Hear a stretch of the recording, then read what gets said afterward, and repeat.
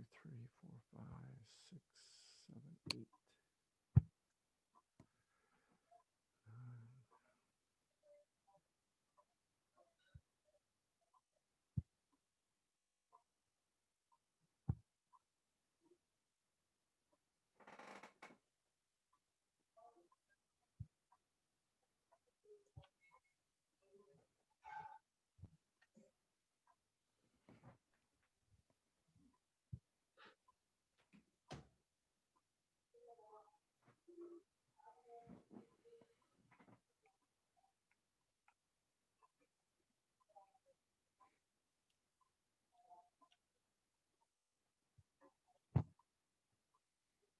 All right, well, we're going to go ahead and get started. I'm watching a couple of folks, but welcome to our Thursday class. So today we will be reviewing our homework for chapter 4. We'll talk a little bit about the discussion posting that is expected, and we've got a little short group activity, and then we should have time to open it up for questions about the midterm exam, or at least get you on your way working on that if you need the time later in class. So we're recording this because there is someone who let me know that they would be having a doctor's appointment and needed to miss today. So recording will be available at the end, and so you can watch it again if you need to. Hello, Professor. Yes, Tanzania. Hi, sorry for my tardiness. I literally was at work and I'm about to upload the homework. I'm sorry, I got stuck with that work. We're just glad you're here. Okay, thank you. Yes, we haven't really gotten started yet. So, all right. So I'm going to share my screen to go over the homework in Excel. All right. That everybody can see, I assume. Tell me if you can't see problem 39. So we are working on soda bottling. And the option here is to either make or bottle the soda ourselves or outsource that and buy it pre-bottled and then with our ingredients and all that kind of stuff from an outside supplier. So a couple of ways to do this. If you look at, and again, they made it very straightforward in that they didn't break down the variable production costs into direct materials, direct labor, any of those things. They just gave you the variable production if you make it, and fixed production if you make it, which is what we're currently doing, it sounds like, in the problem. And that costs $45,000. So it's 2 cents a bottle for 1 million bottles for variable. And then we just have this fixed production cost. Again, they didn't break it down in detail. And so if we make it, our costs are $45,000. We don't have any sales data, so we can't really look at like a profitability issue, because and make versus buy is really just a cost versus cost scenario. So if we buy the bottles, obviously we won't have any of these variable production costs. It's 2 cents a bottle. It will be zero, but some of the fixed production costs will stay, meaning it doesn't go away entirely. It went down by 70%, or if you think about it, it's 30% of what it was before. So that's the same way as reducing it by 70%. So it's a pretty big reduction, but it's not completely eliminated. And then we would have to pay the supplier 4 cents a bottle for it all done.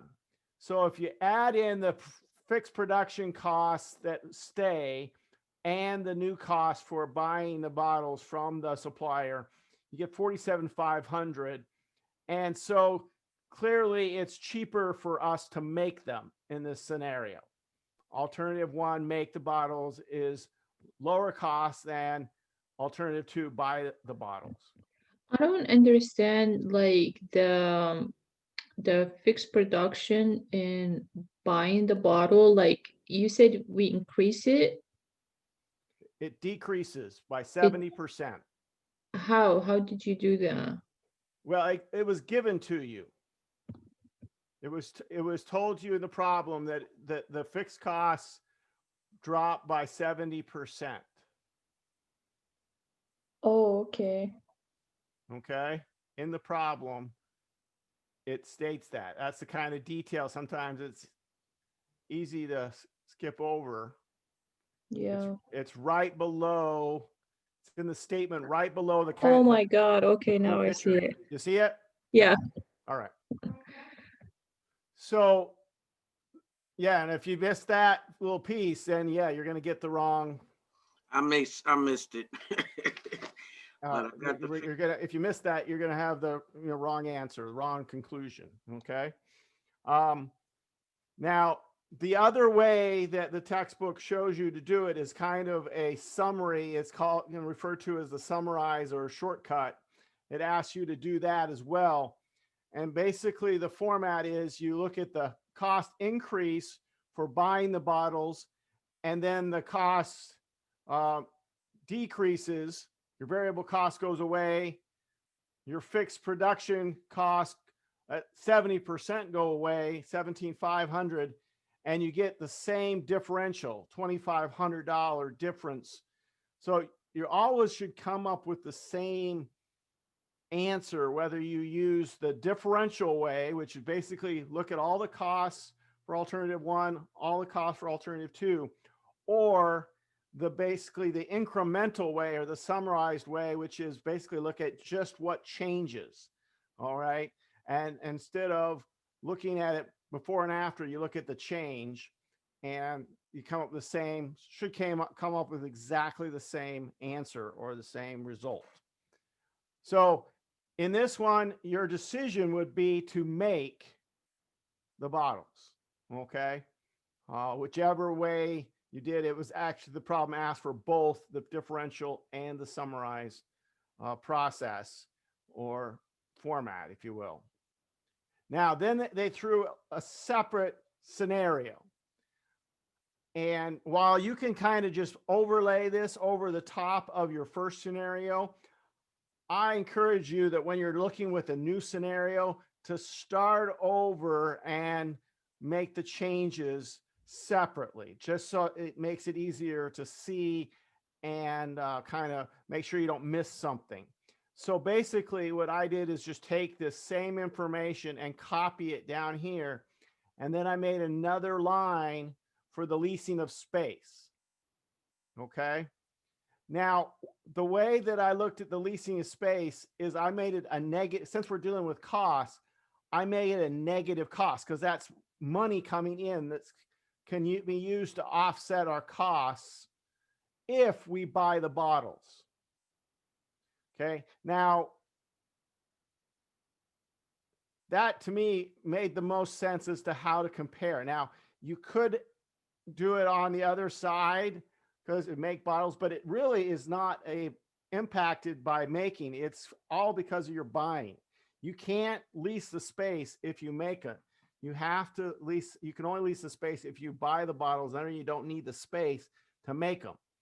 And so I offset the cost, and now it looks like we're just the opposite, right? The cost for buying bottles, because it's partially offset by the 6,000, is lower than making bottles. Notice the making bottles stayed exactly the same because no change in our assumptions, no change in the scenario affected making.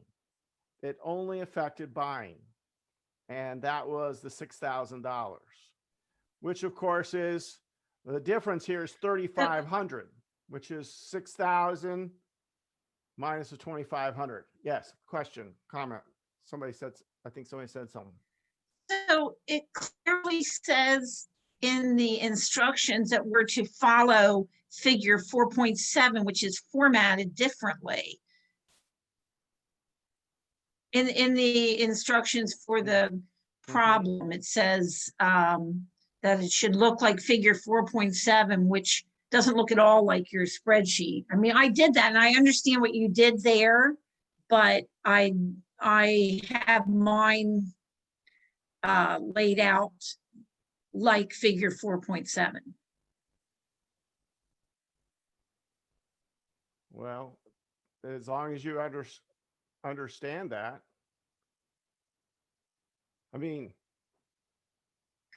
Well, I like your method of laying it out better. I didn't really, so when I read everything and I did all those charts that are in the book, specifically 4.7, I had laid out that way. But so I guess my question really is, for the homework, are you going to mark it wrong if it's laid out the way the way it says in the instructions, or do you want it laid out the way you're showing here? I will take it however you want to do it. Okay. So the result, Okay. the figure 4.7 is not, looks like this result of, I mean, there's lots of different ways to lay them out. That's correct. But, It's just a summary. That's yeah, correct. exactly. Okay. So I think and certainly you could have come to the same conclusion by putting the $6,000 in here and you would have come up with the same $3,500 difference. Okay. But I think this actually makes it a little clearer in this particular situation. But again, you can do it either way. These are equal in importance, and you can, I'm outside of this homework, I'm not going to tell you how to set it up. Okay. So the homework we wanted you to try both ways so you get used to it. But anytime forward, test wise or anything like that, it will not be, I will expect you to get the answer, not a particular format. Okay. Does that make sense?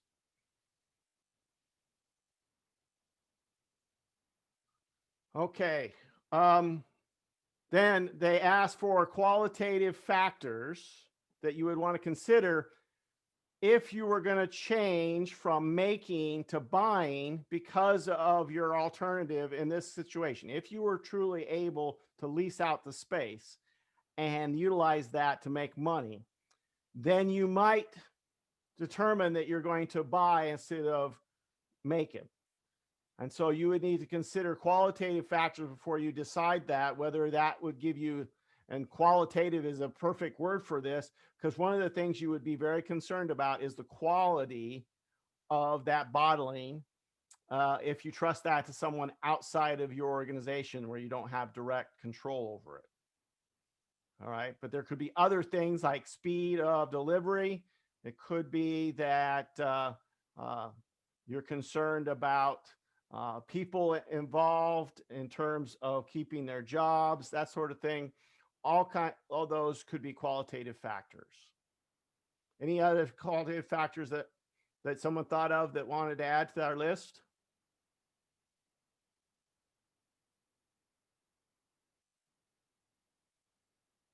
All right.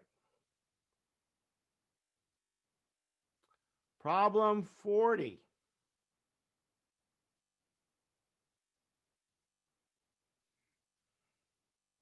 Okay, this is Hal's Hardware. We're deciding whether or not we're going to eliminate a segment or a product line, if you will, however you want to describe this. And they gave us this information. This is all given to us in the problem. All right, laid out this way with, as they shouldn't have done, as we talked about last time, shouldn't have had the allocated fixed costs if we're going to make this kind of decision. All right.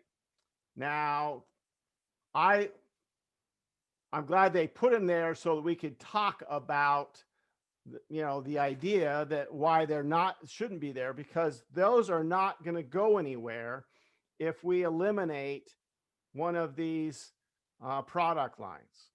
So they are not what we refer to as a differential or incremental cost. They are not relevant to this decision.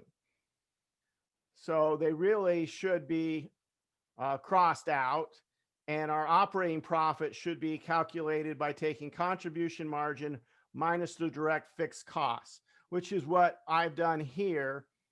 I've ignored the 2,000 and changed the operating profit from what was given in the textbook, okay, to what it should have been without the allocated fixed costs. Now, it's not that we ignore the fixed costs altogether per se, except that we just know that it is not different and it should not be considered, because it looks like the tools is only making $500 if you allocate these fixed costs.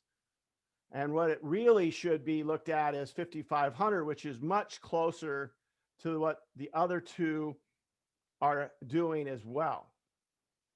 So if you have alternative one, which is keep everything, don't eliminate tools, your profit is $77,000, which is exactly what was given to you.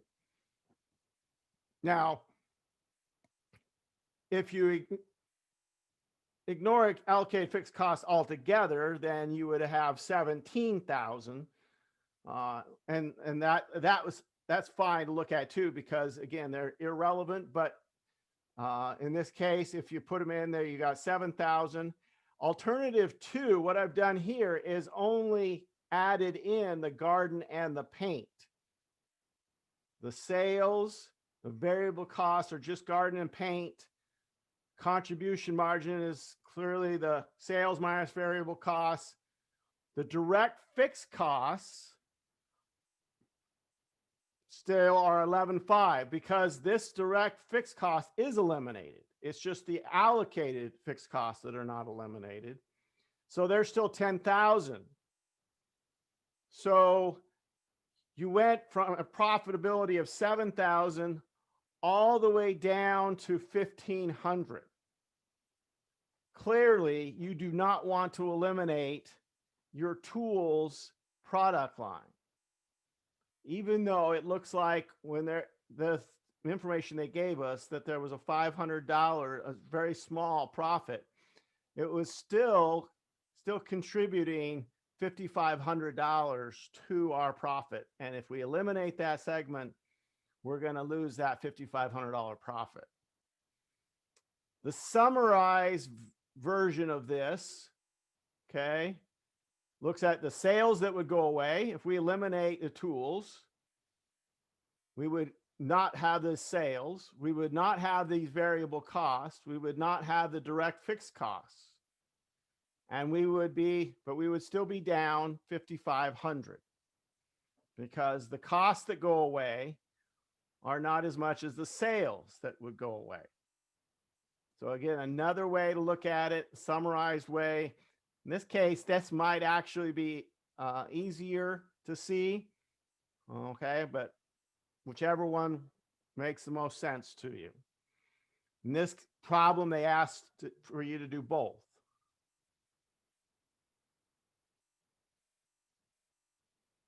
Okay. Now, then they threw a second scenario at us. Now that we've identified that we should not eliminate tools just on its own, then they throw out the idea, well, what if you are able to increase the paint because you've eliminated the tool? So now you have an opportunity cost issue. Now it's not just a matter of losing profit on one, it's losing profit on one to gain profit on another. Is the gain profit enough to offset? Okay, so again, alternative one is to leave it the way it is.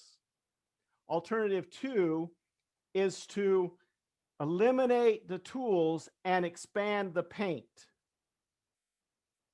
So if we do that, what I did is just take the garden plus the paint and add in the additional 12,000 it gave us in sales. So we would be able to sell more paint. We would have, obviously, if we sell more paint, we'd have more variable cost for paint by 4,000. Our contribution margin, 31,000. Our direct fixed costs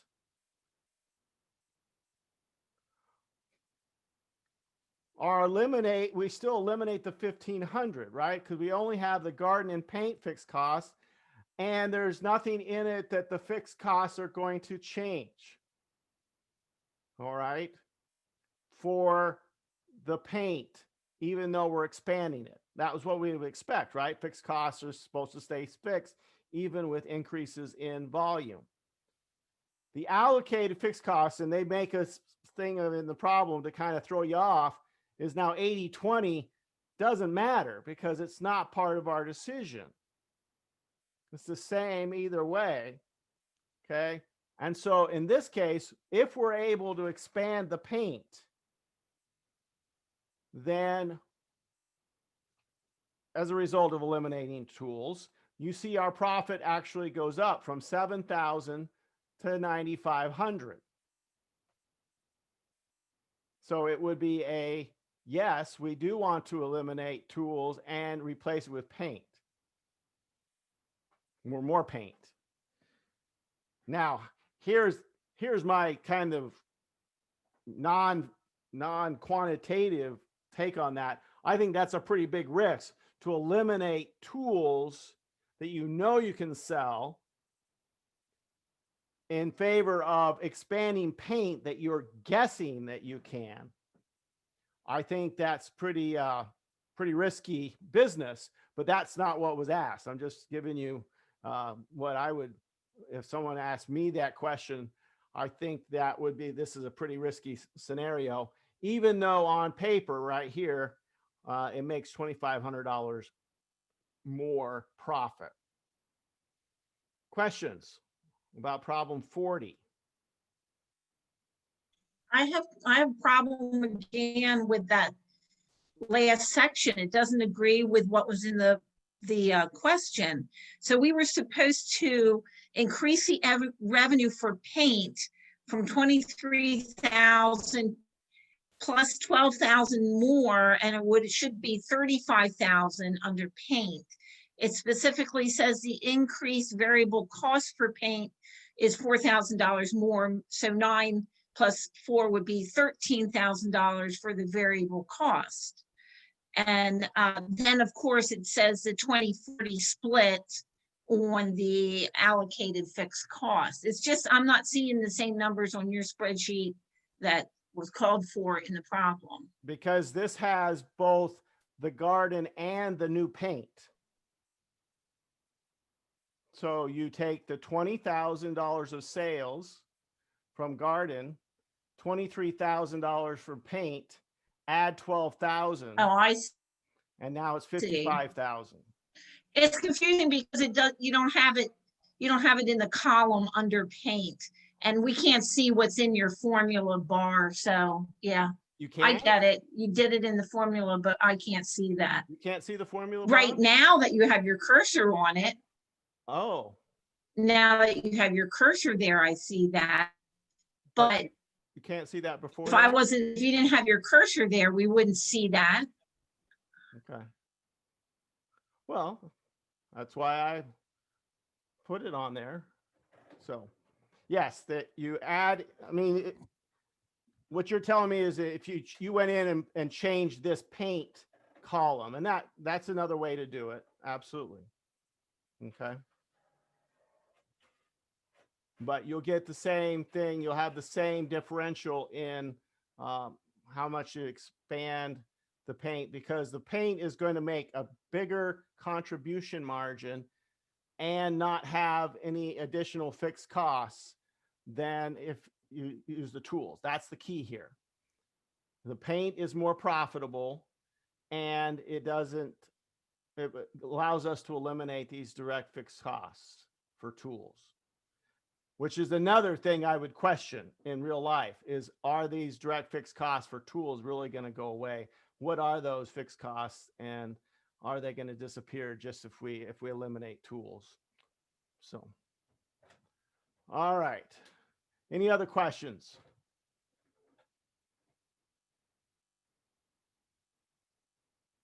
All right, then that's problem 40, where we made a couple of decisions there. Now, problem 43 is a special order. All right. And again, the differential way is to look alternative 1 without the order and alternative 2 with the order. So the first concept, or the first time through this problem, they told us that we had excess capacity. We're only making 20,000 units and we can make 30,000. So that means that we can add 5,000, the special order, without changing fixed costs, without having to, expand our plan or anything like that. We have excess capacity. So with the special order, you would have the regular 20,000 units sold at $300 plus 5,000 units at $275. That's what would give you 7,375,000. Your variable costs were given as $100 per unit. So instead of without the order, you would have $2 million for that 5,000 units. Okay, you would have another 500,000, or a total of 2.5 million in variable costs. Contribution margin for 4,875,000. Fixed costs are the same on either one, telling us that we could have just left them off. They are not relevant to our decision because they're the same. And that's what we expect kind of for fixed costs. In this case, there was no special fixed costs that went along with this special order, no additional fixed costs. Otherwise, we would have had to make this different, but they specifically said that. So clearly, this special order is a good deal, at least on paper, right? That our profit is going to go from 500,000 to 1,375,000. That's a huge increase, really, in profit for one order. And so that would probably be you might say a no-brainer to accept that order and increase your profit to 1,375,000. The summarized, you would look at the additional sales from the special order, which is 5,000 times 275 minus the variable cost for the special order, and equals the same $875,000 difference that we got before. So that's a clear example of when your sales price exceeds your variable costs and you have excess capacity, you would accept the special order. This is probably unusual in how many dollars it's involved with. Most special orders aren't going to increase your profit. I mean, literally, it's almost tripling your profit with one special order. Now, they then said, well, what if your capacity is 20,000? Okay, so that means that if you accept a special order, you're going to squeeze out other sales.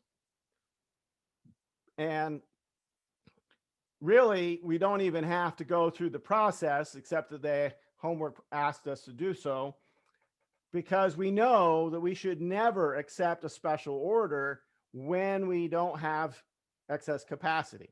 We know that we can sell 20,000 at $300. Why would we sell 5,000 of that at 275?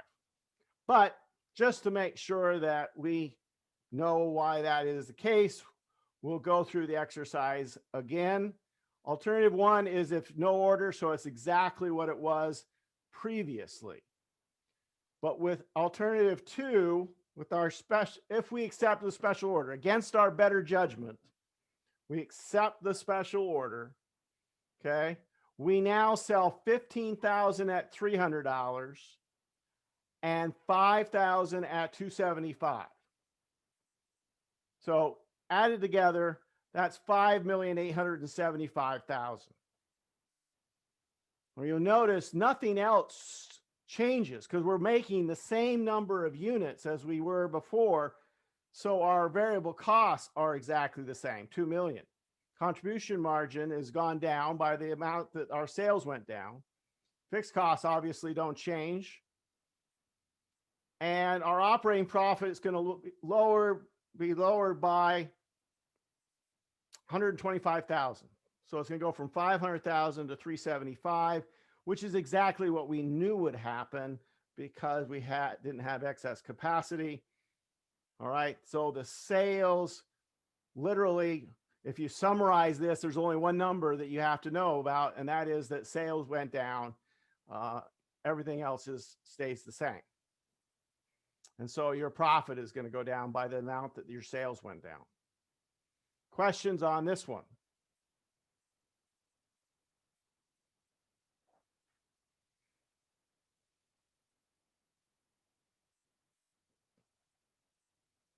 So the only tricky part is that you had sales that you couldn't make to regular customers. All right, under this one. So they were replaced by lower price sales.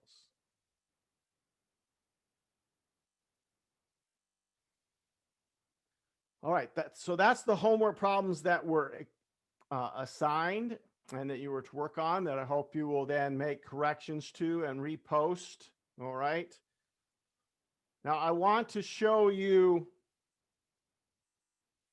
a comprehensive problem. This is problem number 50. It's down further from our homework in the chapter. Just as a way to do another review about how we might set this up. It's got a little extra twist to it in terms of outsourcing. So this is a make versus buy decision, just like we did with our bottling, but with a little more detail to it. So we're going to talk our way through this, so you'll have this to go back and review if it helps. So we're starting with just usually make versus buy is simply a cost decision, right? We talked about that. And so we need to know what our variable costs, variable manufacturing costs, fixed manufacturing costs, variable and fixed marketing costs. Now, what we should think in our head is fixed costs really are not about per unit. They are really a flat amount, right? That is going to change perhaps based on something other than volume. So that's the whole point of a fixed cost. But they have broken it down on a per unit basis because often we do, even though it's sometimes not a good idea for decision making.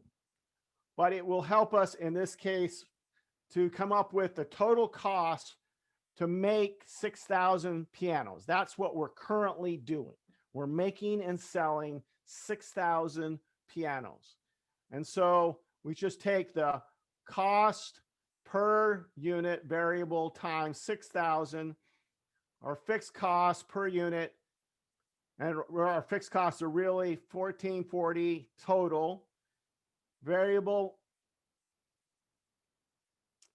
selling costs or marketing costs, and our fixed marketing costs, again, we get 7,320,000 in total costs.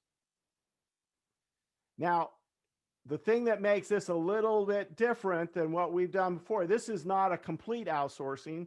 We're only going to outsource part of it. All right. We're not going to outsource all 6,000 pianos to be made somewhere else. We're looking at expanding or having problems with our manufacturing process. So we need some of them be made somewhere else. So we're going to outsource 2,000 and keep making 4,000. So when we think about our variable costs, we're only going to do it on 4,000 pianos times $600. And then when we do our fixed costs, it told us in the problem that our fixed costs go down. So some of these fixed costs are because of making the pianos. We're going to go down by 30%. So from 1,440 down to 1,008,000. But then, of course, we have to buy the other pianos at $900 a piece from a supplier, some other supplier. And that would be 1.8 million. The variable selling costs, same thing, because we're still selling 6,000. We're making fewer, but we're selling the same. And they said that there would be a slight reduction in the fixed marketing costs based on this change in strategy. And they weren't really particular about how that was going to happen, but we'll take their word for it. I might be considered a little skeptical that that's going to change, but we'll go with what the problem says.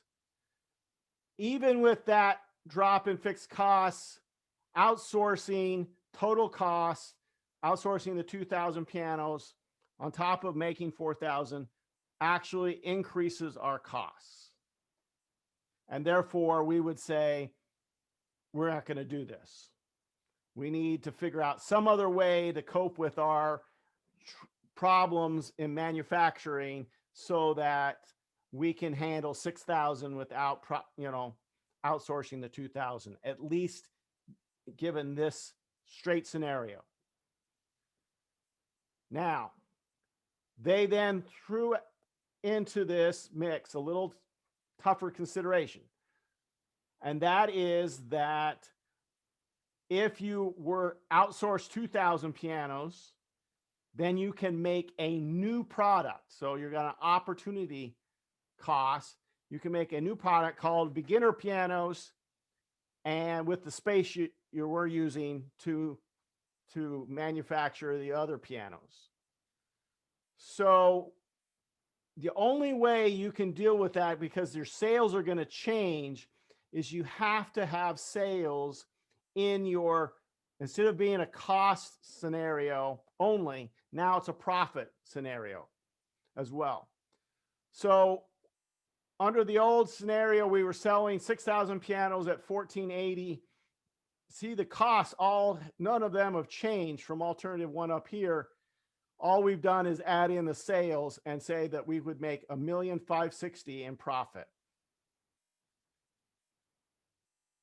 So thinking through what's going to happen now, we're going to make 4,000 pianos and sell them. We're going to buy 2,000 pianos and sell them. And we're going to make beginner pianos and sell those. And it tells us specifically in the problem that we're going to make 1,400 of them and sell them for 1,100. So we're going to sell, they're like a lower end model of our piano. So our revenue now, our sales is going to be all three, right? It's going to be the sales from the ones we make, the ones we outsource, and the new ones we make. Our variable costs are going to be making the 4,000 and making the new pianos. All right, added together. Fixed costs, they gave us in the problem that they went down from 10% by 10% from what it was for alternative one. Again, I'd be skeptical that that was actually going to happen, but that's what they gave us. And then we have to buy those 2,000 pianos, and notice they cost the same as they did up on our other earlier scenario. We're selling more, so our variable selling cost goes up. And our fixed selling costs, they said, would be the same as they were up here. So our total cost is 8,364,000, and you see our profit went from 1,560,000 to 2,056,000. So almost a $500,000 increase by substituting in, by outsourcing the 2,000 pianos and substituting in a new version, a new product. Assuming, and again, a brand new product, you're guessing, right, that you'll be able to sell that. Similar with a little more detail than our situation with getting rid of the tools, okay, and substituting in more paint on our earlier homework problem. Okay. Questions on anything that we did there? You see how much of these problems, even though we're making different decisions, they often look very similar. If you'll focus on how much they are the same, it will make things easier to remember rather than thinking, oh my goodness, this is an entirely different make versus buy, eliminate a segment. All of these things, all these decisions have a lot of similarities. And it all comes back to the idea whether their costs are fixed or variable, whether they change or not based on our new scenarios. Any other questions? Okay.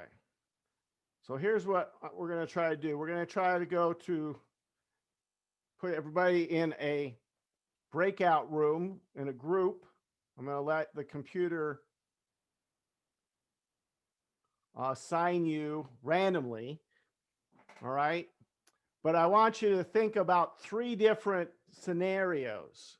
And depending on what group you're in, you should be able to see which one it is that you're going to do. If you're in breakout room number 1, you're going to think about company sells 3 types of bicycles, all of which are profitable. They have a bottleneck and they plan on eliminating one of their types of bicycle because it has the lowest contribution margin per labor hour. Not that it's losing money, but it's just making less money than the others. Another scenario, plan to accept a special order at a reduced price from a one-time customer. And then the third one, maker of car batteries plans to eliminate one of its unprofitable product lines. So this isn't about dollars and profits in terms of numbers. I want the groups to come up with at least 2 qualitative factors that you should consider before you make these decisions. So these are the non-financial factors. These are the other items that you should think about and so forth. So I'm just going to give you a couple of minutes to kind of refresh your thinking about qualitative factors, come up with a couple that would apply to these scenarios, and then we'll get back and talk about it as a group, as a full class. All right. So you should get automatically put in a room when I click this open all room. Okay. Oh.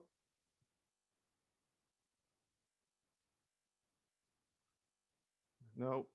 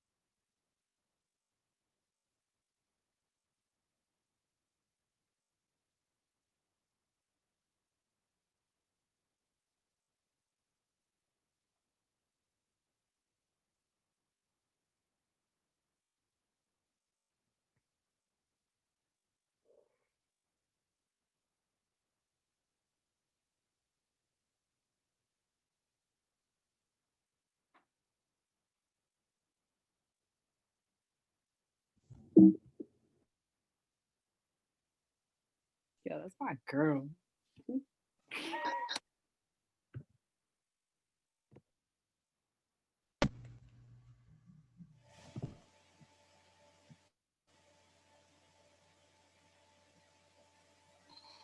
Okay. All right, is that you, Tanya? Did you want to volunteer? But let somebody else. All right. Kayla, can you tell us something that you came up with for your company selling 3 types of bikes? Getting rid of one of them. So we were talking about how there's probably a reputation for the company. And like reputation is one of the qualitative factors. So we were just saying about reputation and maybe quality. So focusing on like the other bikes they have instead of the one that's like clogging up the system with the bottleneck. Okay. But you want to consider, right, that even if that one's creating a bottleneck, if it's important for your customers to have that option, then you could hurt your sales in other areas, right? By Right. eliminating that particular bike. That's why we were kind of like going back and forth a little bit because the reputation of the company probably has that reputation of that bike. But like at the same time, we just had to look at we had to look a little bit further into it, I guess. Yes. So definitely how your customers perceive that bike as a choice when they come in is definitely one of the qualitative factors that we should consider in eliminating a particular topic. And how is eliminating that particular bike going to affect sales from other bikes? All right. So, if it's going to be replaced with a new and exciting new model, that's another thing. But if it's just going to be gotten rid of, that can be a little bit of a problem from our reputation. Good. Okay, let's see. Medea, can you tell us something you came up with for accepting a special order from a one-time customer?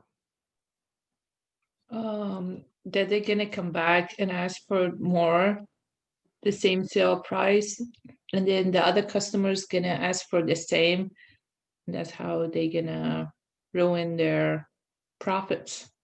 All right. So yes, we have to really consider whether or not this is going to be set a trend. Are we going to have a situation where all of our customers expect this lower price? Is it going to get out?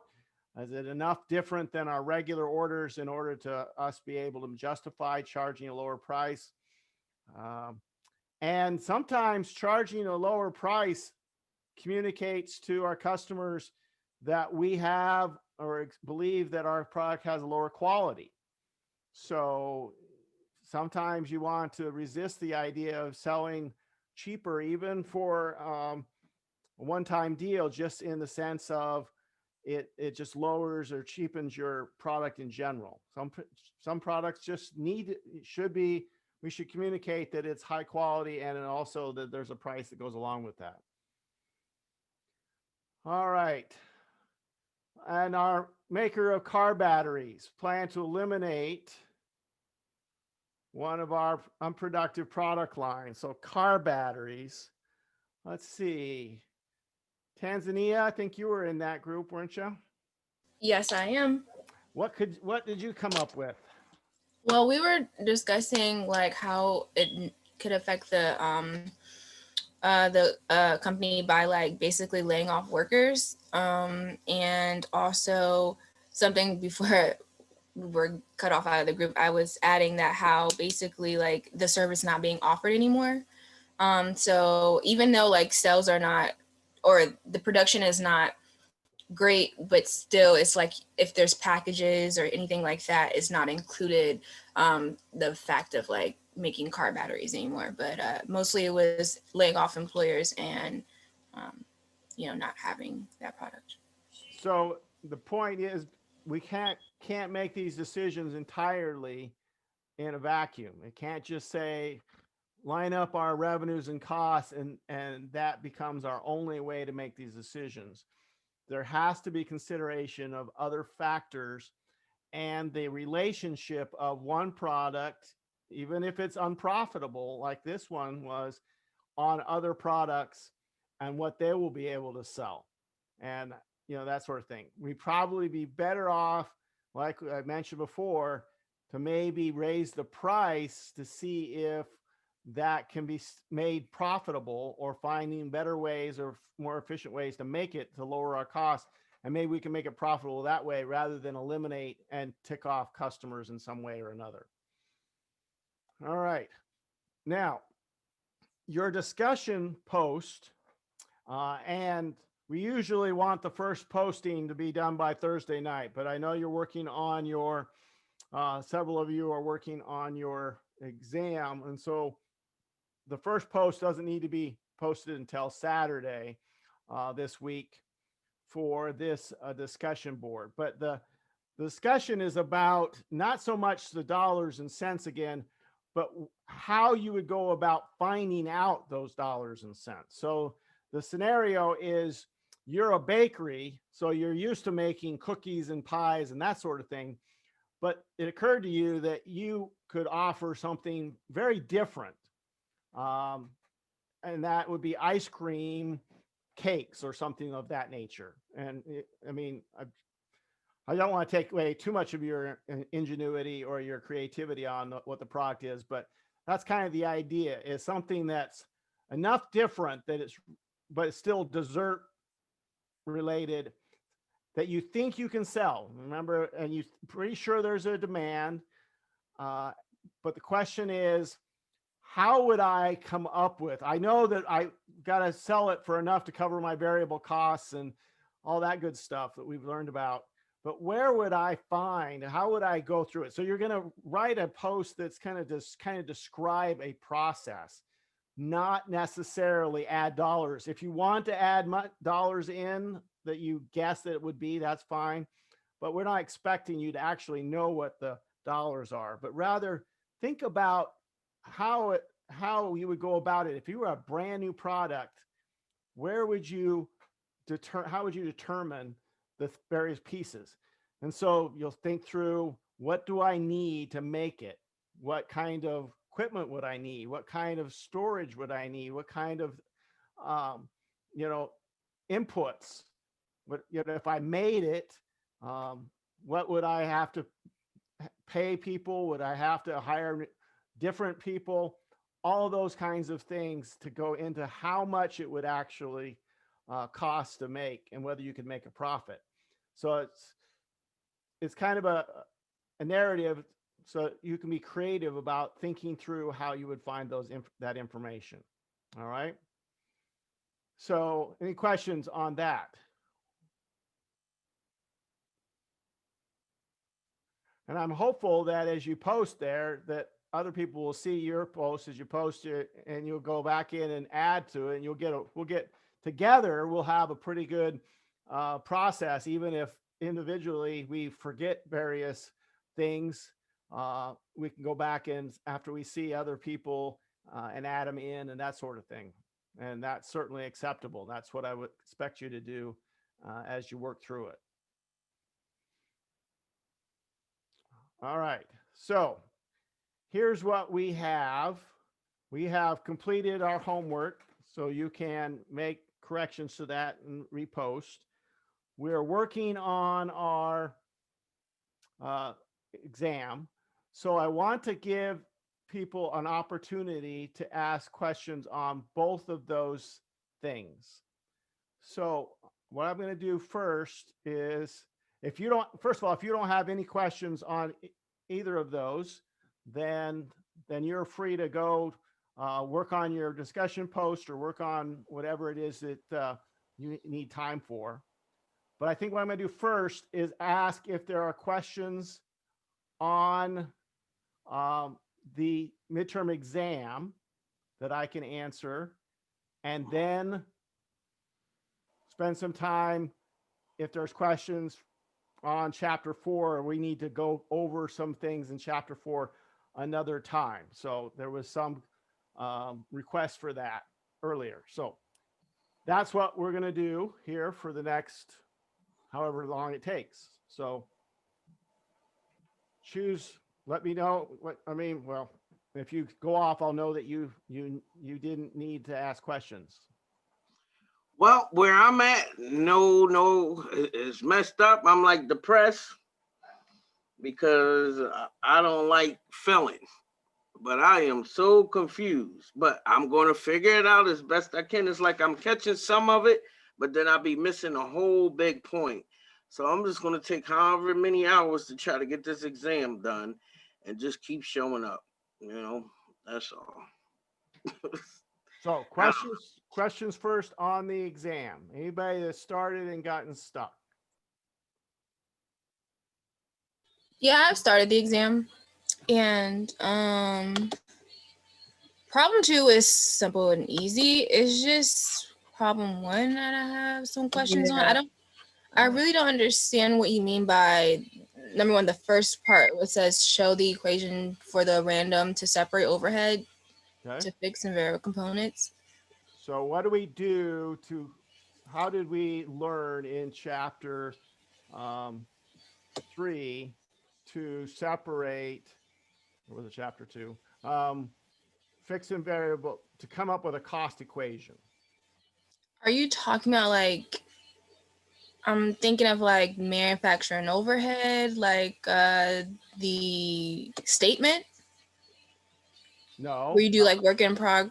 No, that's earlier. That's the problem number 2, right? Yeah. Okay. That was from chapter 1, but we want to, how do we take and use Excel specifically to separate costs into their fixed and variable components?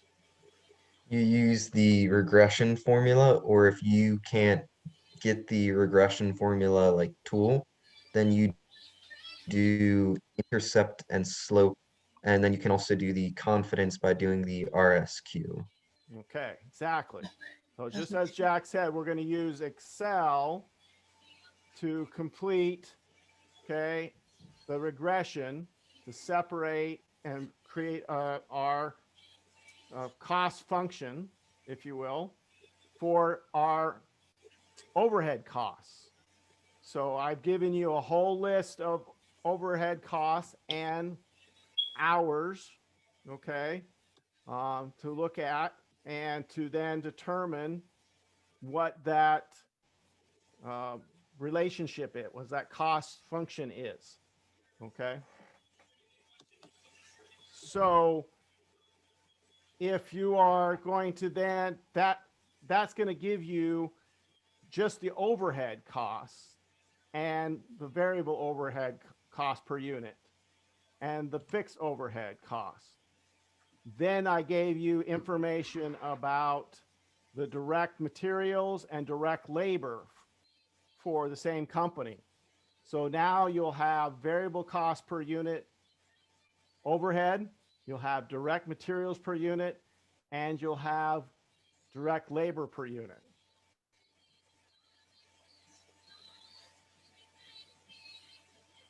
So then once you've got your variable cost and your sales price and fixed costs, you can do break even point, all like we did in chapter 3. Okay. Okay. Thank you. So yes, you got to start with that regression. Okay. I know what you're saying. I can go from that. Okay. Yeah, Thank because you. you kind of joined us a little late, kind of right in there when we Yeah. were just doing that regression stuff. So to go back and review that homework, I think Homework 2. chapter 3, we actually did that homework. And so that's, in fact, we did a problem almost exactly like the one there. I mean, we didn't, where we got the cost equation. Okay, so if you go back and look at that. I see the break even. Yep. Yeah, contribution costs. But the Oh, wait, regression no, was you're right. It is chapter 2. We did learn regression in chapter 2. I'm sorry. You're right. Okay. That was when you joined us. Yeah, that's at the end of chapter 2, not the beginning. I was thinking it was the beginning of chapter 3, but no, that's chapter 2. Okay, so yeah, that's where you want to look. review the regression. Okay. Thank you. Sure. I think that was all my question. Okay. Anybody else with stuck on the test? I have a question about the test too. For the second problem, is A and B basically the same? Like compute the cost of goods manufactured for 2020 and then preparing a statement for it. Is it like the same, basically the same thing? Yes, basically just show me how you, Okay. yeah. Okay. You've got the, you Um, want to do a cost of goods manufactured and you want to do a cost of goods sold. Now that's that's a different process. Remember there's three steps. There's calculate the direct materials used in production. Then you do that schedule. Then you do a schedule of cost of goods manufactured, and then you do a cost of goods sold. And each one of the first one, the schedule of direct materials used in production, we use the result of that in our schedule of cost of goods manufactured, and we use the result of the cost of goods manufactured in our schedule of cost of goods sold. So if you just do the schedules, it will answer all those three Yeah, schedules. It'll answer all your questions, right? That I've asked. that's what I that's what I Yeah. did. But for some reason, I don't know what to do with the finished goods because I don't have that at all in here. I don't know when to add that. Finished goods So is I'm in that missing. cost of goods sold schedule. Okay.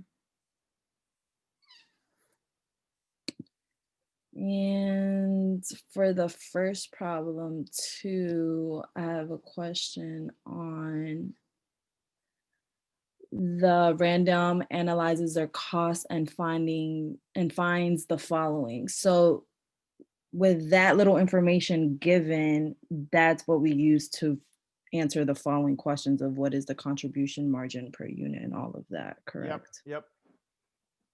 Okay.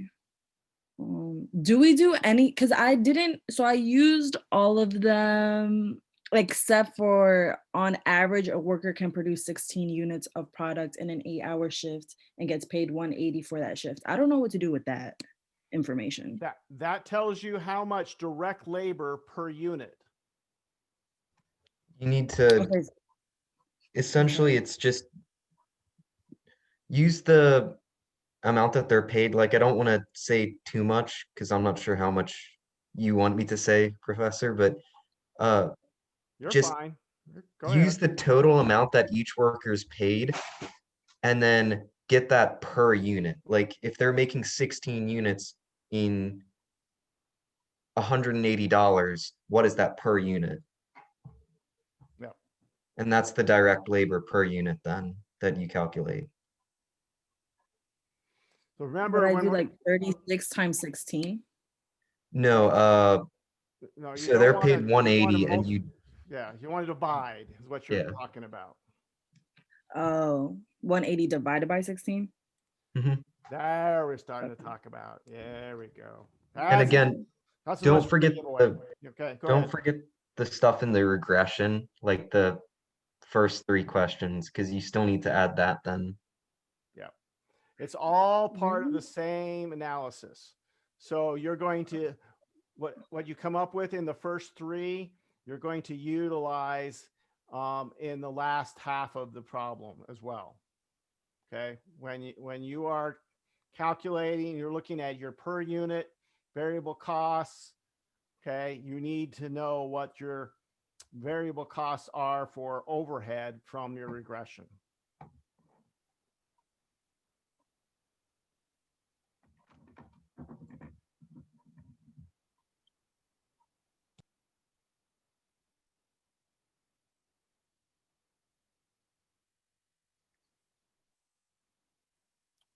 All right.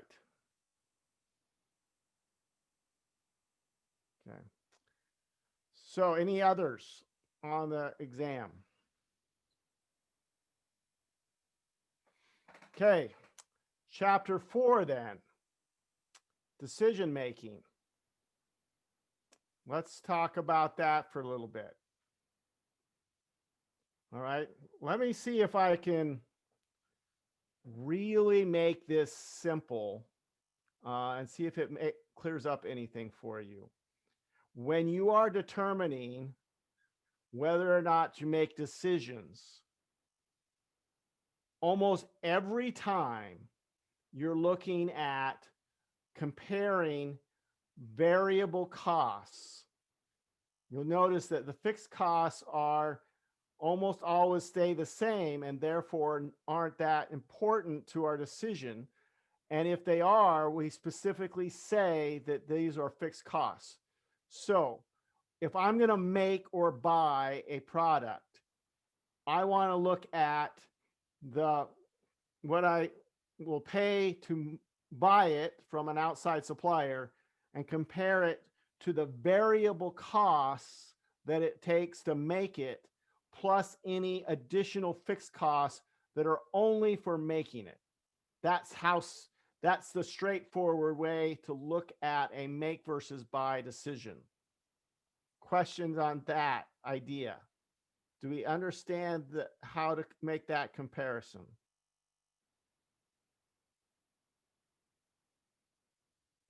My problem was when it was asking what is it called? For example, 39. The first problem was like using the problem figure 4.2. I thought it was talking about that problem to solve it. It Oh, was okay, kind of well, confusing, but now when you explain in the class, we use the same figure and solution to apply it to this problem. yeah. And It's just referring to the format of those examples. yeah, but I had another it's in the first problem, I think, problem 16 in the book. I didn't understand that one when I was trying to review all these problems before I get to the homework problems. Okay, let me pull that up. I was pulling up your homework. Yeah, it's really bad. And I can't, let me go to that.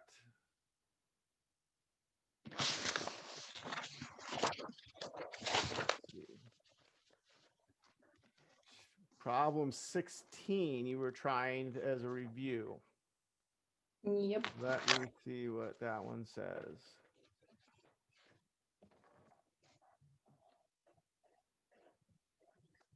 All right, so this is what she was working on. Coffee mugs, currently manufactures ceramic coffee mugs. Management is interested in outsourcing production to a reputable manufacturing company that can supply the cups for $2 per unit.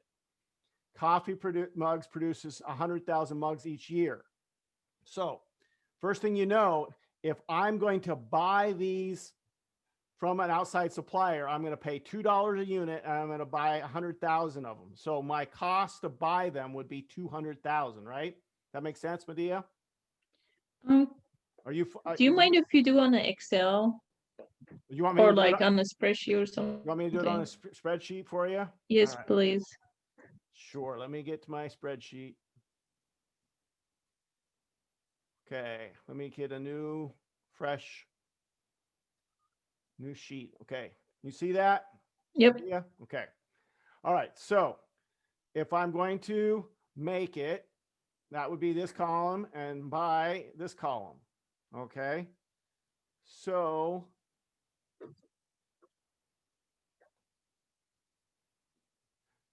whoops, that should say some supplier.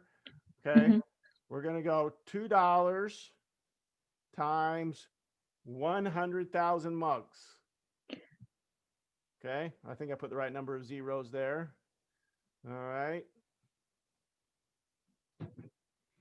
So that would be the cost to buy them, right? So now Oh, okay. Okay, because we have to buy 100,000 of them and we're going to pay $2 each. Okay. But if we make them, all right, then we're going to have variable production costs. Okay. And those, it says in the product, in the question, are 80 cents. So we would do equals 80 cents times, and we still need the same 100,000, right? Yes. So our variable production cost would be 80,000. All right. And then it tells us that our fixed costs are 150,000. Okay. Yep. All right. So our fixed costs currently, okay, is 150,000. That's not on a per unit basis. That's a total, right? Because that's how fixed costs work. They don't matter how many we make. So if we're to make them, you can see here that our total is 230,000, right? Okay. Now, if we buy them, it says that our fixed costs will go down by 40%. So they're not going to be 150,000, but they're not going to go away entirely. So we're going to multiply our fixed costs that we were given earlier by 0.6. That makes it go down by 40%. Wait, how did you do it? See, did you see my formula there? It's E5, 150,000 times 0.6. When you want to reduce something by a percentage, you simply take the other side of 100%. So if I want to make something go down by 40%, I multiply it by 0.6. If I want it to go down by 30%, I multiply it by 0.7. Okay. Okay. So my total cost to buy them is everything in this column, 290,000. So of course, I am choosing to make it, right? Because it's less than buying it. Okay. Yep. Does that make sense? Yep. Okay. Does that help anybody else have issue with that? So that's make versus buy. Okay. All right. Anybody else jump in there other than Medea?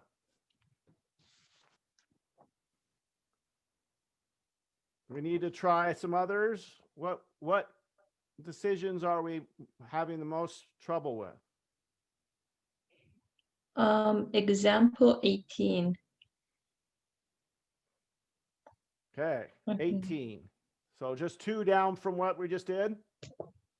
I think one down, I think. Yeah. Customer decision, Yep. consulting group. Is that what you're saying? Yeah. Okay. All right. LLC. Yep. Okay. So this is a customer decision. All right. So we have 2 customers. All right. Customer 1. Customer 2. Okay. Real easy. Okay. So customer 1, let's say, creates a profit of 150,000. Make sure I'm reading this. Whoops, that's too many zeros. Yeah. Okay. And customer 2 generates 200,000.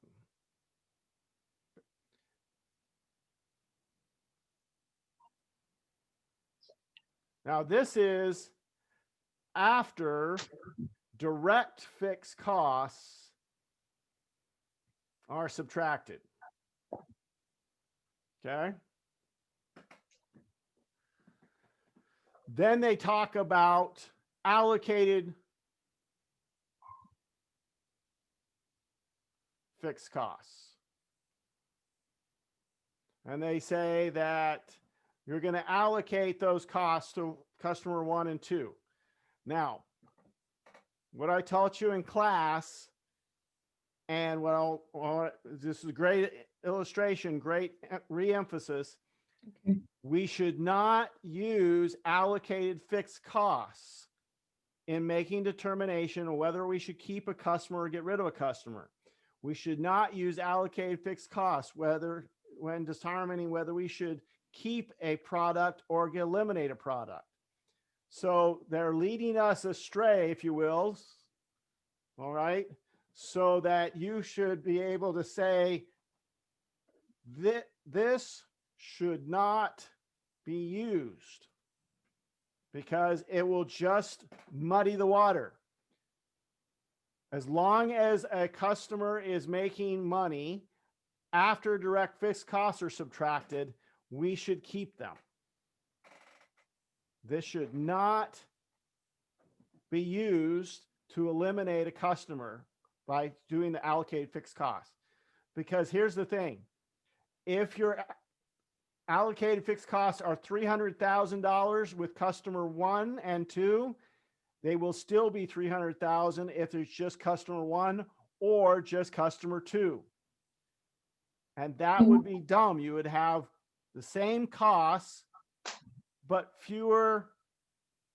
less profit to pay those costs, less income. So why would you do that? Okay.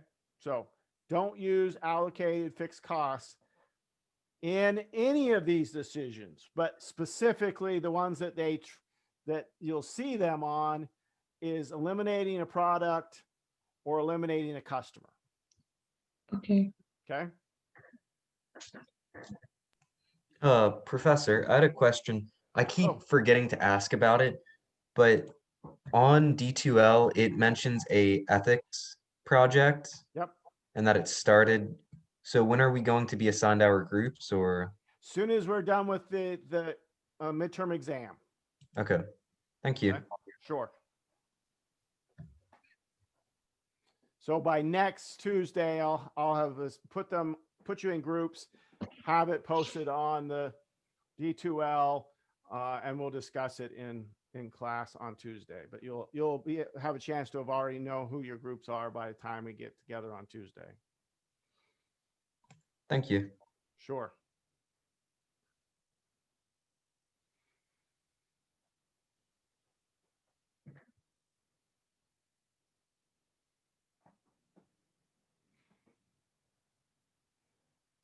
All right. Anybody else got something that we should try another time? Another example of? Don't hesitate to jump in.